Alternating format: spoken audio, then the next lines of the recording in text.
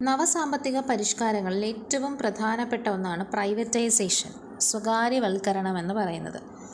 പൊതുമേഖലാ സ്ഥാപനങ്ങൾ സ്വകാര്യ മേഖലയ്ക്ക് കൈമാറുന്നതിനെയാണ് പ്രൈവറ്റൈസേഷൻ എന്ന് പറയുന്നത്. സ്വകാര്യ ഉടമസ്ഥതയിലുള്ള പൊതുമേഖലാ സ്ഥാപനങ്ങളിൽ സർക്കാർ പങ്കാളിത്തം കുറയ്ക്കുകയോ വിറ്റഴിക്കുകയോ ചെയ്യുന്ന പ്രക്രിയയാണ് ഈ സ്വകാര്യവൽക്കരണം. ഇത് രണ്ട് തരത്തിൽ നടത്താം. ഒന്നുകിൽ ഉടമസ്ഥാവകാശം പൂർണ്ണമായും സ്വകാര്യ മേഖലയ്ക്ക് നൽകാം, അല്ലെങ്കിൽ ഓഹരി പങ്കാളിത്തം കുറയ്ക്കൽ അല്ലെങ്കിൽ നിക്ഷേപങ്ങൾ വിൽക്കുന്നു. പോളിസി ഓഫ് ഡിസ്ഇൻവെസ്റ്റിലൂടെയാണ് സ്വകാര്യവൽക്കരണം നടപ്പിലാക്കുന്നത്.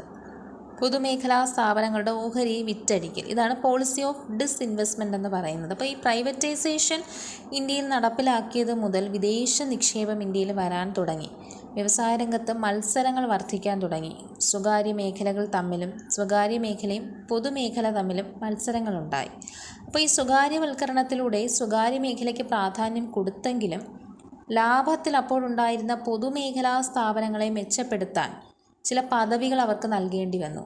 അങ്ങനെ 3 പദവികൾ അവർക്ക് അനുവദിച്ചു നൽകി. ആ 3 പ്രത്യേക പദവികളാണ് മഹാരത്ന, നവരത്ന, മിനിരത്ന.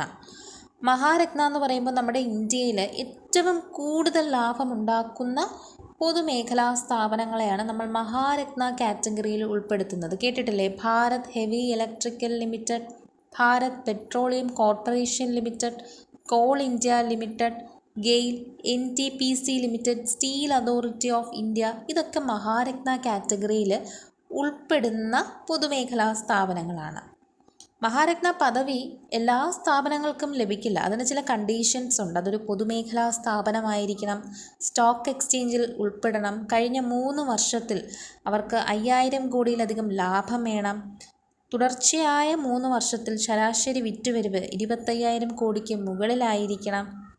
അപ്പോൾ ഇങ്ങനെ അനലൈസ് ചെയ്തിട്ട് നവരത്ന സ്ഥാപനങ്ങൾക്കാണ് പിന്നീട് മഹാരത്ന പദവി നൽകുന്നത്. ഇന്ത്യയിൽ ആദ്യമായി മഹാരത്ന പദവി ലഭിച്ച പൊതുമേഖലാ സ്ഥാപനം ഏതാണെന്ന് അറിയാമോ? Bhel, Bharat Heavy electrical ലിമിറ്റഡിനാണ്.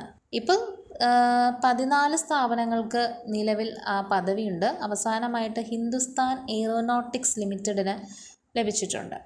ഇനി നവരത്നയുടെ ലിസ്റ്റിൽ വരുന്നതാണ് Bharat electronics limited, engineers India limited, rights, shipping corporation of India limited ഒക്കെ.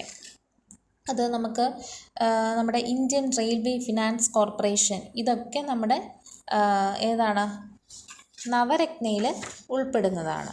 മഹാരത്ന വളരെ ഇമ്പോർട്ടൻ്റ് ആണ്. ഇനി മിനിരത്ന 2 കാറ്റഗറിയിലുമായി ഏകദേശം 73 മിനിരത്ന സ്ഥാപനങ്ങൾ നമുക്ക് നിലവിലുണ്ട്. അപ്പോൾ സ്വകാര്യവൽക്കരണം വളരെ ഇമ്പോർട്ടൻ്റ് ആണ്, എല്ലാവരും അറിഞ്ഞിരിക്കുക.